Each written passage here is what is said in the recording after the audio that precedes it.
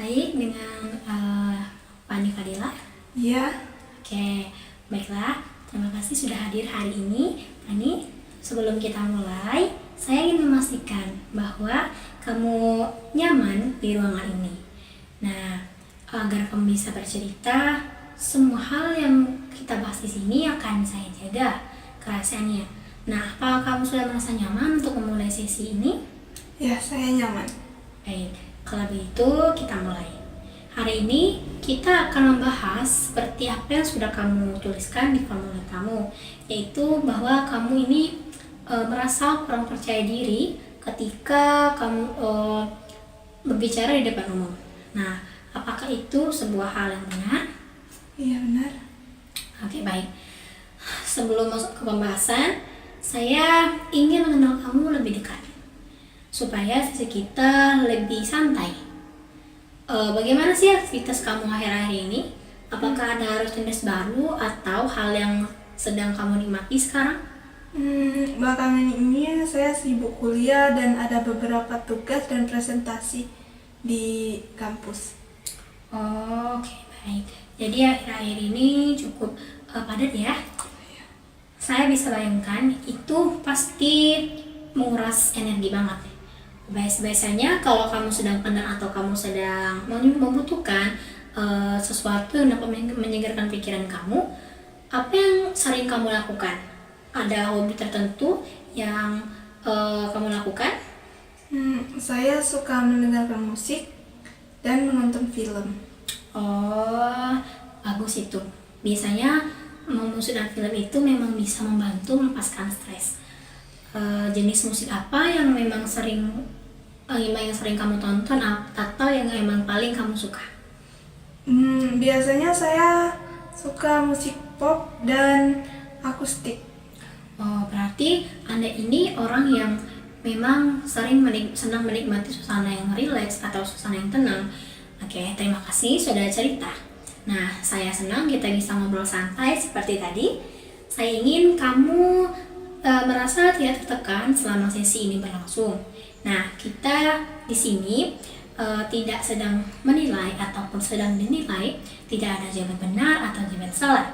Nah, kita di sini akan berjalan bareng-bareng mencari apa yang bisa membuat kamu lebih nyaman ketika harus berbicara di depan umum. Sekarang, boleh kamu ceritakan apa yang biasanya terjadi ketika kamu harus berbicara di depan umum?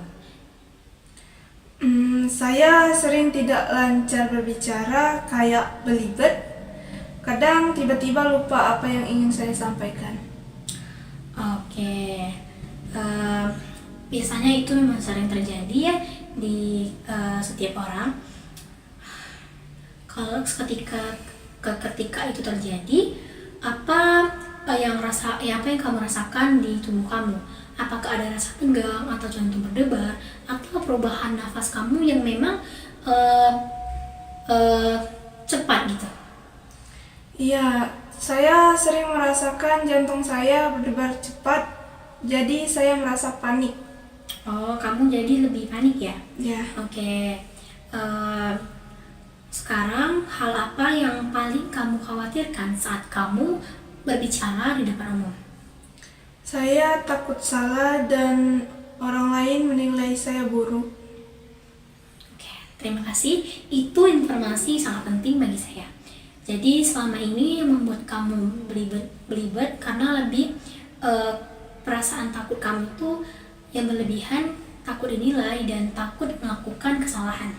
Nah, kita akan mencoba memahami dan mengatasinya bersama ya. Oke, sebelum latihan atau sebelum sesuatu yang ingin saya edukasikan kepada kamu, saya ingin menjelaskan sedikit. Ketika kita takut dinilai, otak mengirim sinyal ancaman. Akhirnya tubuh kita merasa tegang, lidah terasa kaku, dan pikiran jadi mampir ke sana, mampir ke sini. Itu penyebab kita belibet. Kabar baiknya, itu bisa dilatih dan tidak berarti kemampuan Anda buruk. Oke, kita coba ya identifikasi pikiran yang muncul saat kamu berbicara di depan umum. Misalnya pikiran seperti, saya pasti salah, saya jelek kalau bicara, atau mereka pasti akan mengetahui saya nih. Kira-kira apa pikiran kamu saat kamu berbicara di depan umum? Saya sering berpikir bahwa saya salah dan merasa gugup. Oke, jadi kamu merasa gugup ya? Ya, Nah, baik, kita akan mencoba mengubah pikiran itu menjadi lebih realistis lagi ya. Misalnya, saya mungkin grogi, tapi saya sudah siap dan saya bisa belajar untuk lebih baik. Bagaimana? Kamu bisa mencoba membuat kalimat pengganti yang lebih positif lagi? mungkin saya Coba, tidak apa-apa, coba. saya bisa belajar dan tidak harus sempurna. Nah, itu bagus. Kalimat yang memang sangat kuat. Nah, kita akan gunakan itu sebagai pengganti afirmasi. Nah, sebelum bicara di depan umum itu, kamu bisa lakukan teknik pernapasan sederhana. Mari latihan, ikuti saya ya. Pertama itu tarik nafas 4 detik. Coba. 1, 2, 3, 4. Tahan 4 detik. 1, 2, 3, 4. Hembuskan lewat mulut. 1, 2, 3, 4. Nah, sekarang coba kamu jelaskan hal sederhana. Misalnya hobi kamu dalam 10 detik saja. Tidak perlu sempurna kok. Ya, salah satu hobi saya yaitu jogging, lari sore. Karena jogging bisa membuat pikiran saya tenang dan lega. Nah, bagus kan? Perhatikan bahwa kamu itu bisa kok berbicara lancar ketika fokus pada isi, bukan pada penilaian orang lain. Kalau kamu fokus kepada penilaian orang, kamu akan memang merasa lebih grogi.